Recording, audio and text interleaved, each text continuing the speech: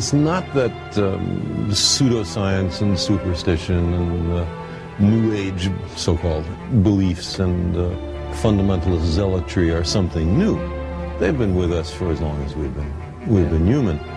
But we live in an age based on science and technology with formidable technological powers. Science and technology are propelling us forward at accelerating rates. That's right. And if we don't understand it, by we I mean the general public, if it's something that, oh, I'm not good at that, I don't know anything about it, then who is making all the decisions about science and technology that are going to determine what kind of future our children live in?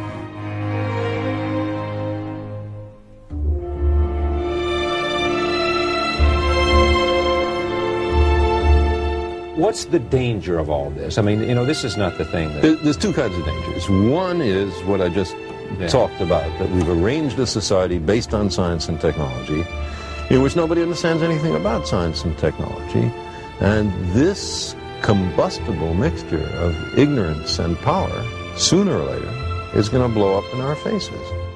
And the second reason that I'm worried about this is that science is more than a body of knowledge. It's a way of thinking, a way of skeptically interrogating the universe with a fine understanding of human fallibility. If we are not able to ask skeptical questions, to interrogate those who tell us that something is true, to be skeptical of those in authority, then we're up for grabs for the next charlatan, political or religious, who comes ambling along. It's a thing that Jefferson laid great stress on. It wasn't enough, he said, to enshrine some rights in a constitution or a Bill of Rights. The people had to be educated, and they had to practice their skepticism and their education. Otherwise, we don't run the government. The government runs us. You see, people read the stock market quotations and financial pages. Look how complex that is. People are able to look at sports statistics. Look how many people can do that. Understanding science is not more difficult than that. It doesn't involve greater intellectual activities. But the thing about science is, first of all, it's after the way the universe really is and not what makes us feel good.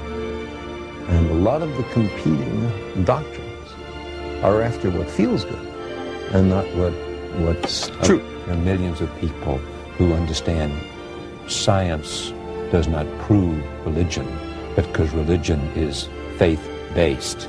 Let's look a little more deeply into that. What is faith? It is belief in the absence of evidence. Now, I don't propose to tell anybody what to believe, but for me, believing when there's no compelling evidence is a mistake. The idea is to withhold belief until there is compelling evidence.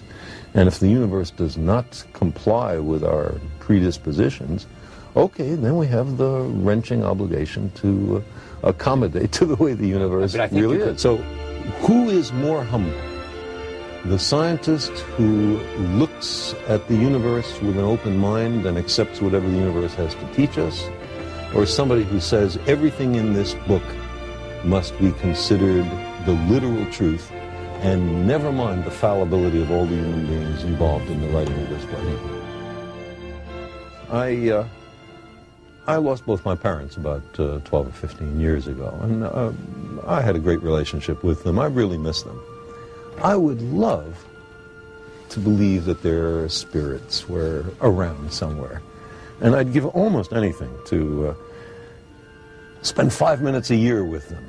Do you hear their voices ever? Sometimes. About 6 or 8 times since their death I've heard Carl, just in the voice of my father or my mother. Now, I don't think that means that they're in the next room.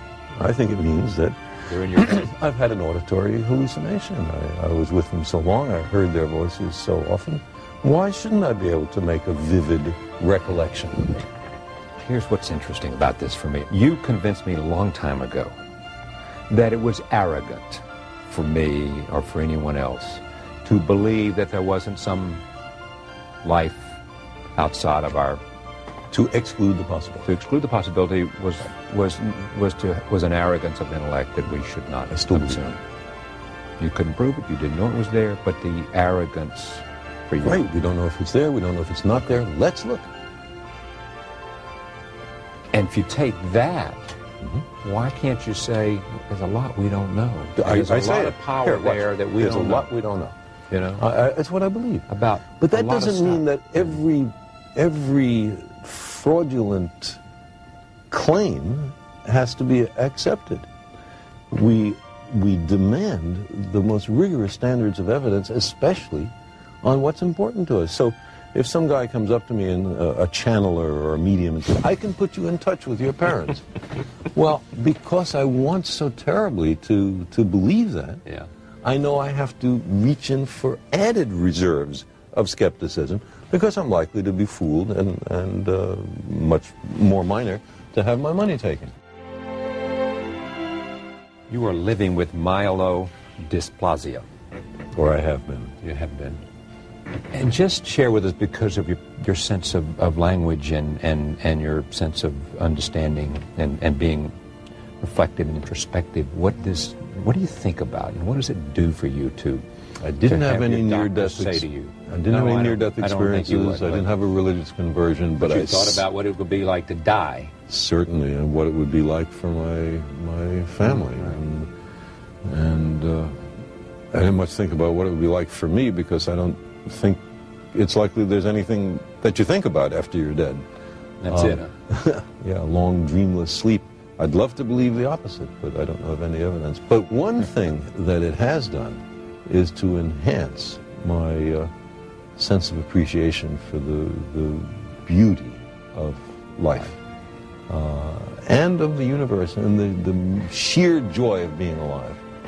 You had a healthy portion of that before this, but even you, it happens to. Oh, there's no question. Appreciation. No question. Every moment, every inanimate object, to say nothing of the exquisite complexity of living beings. You imagine missing it all, and suddenly it's so much more precious.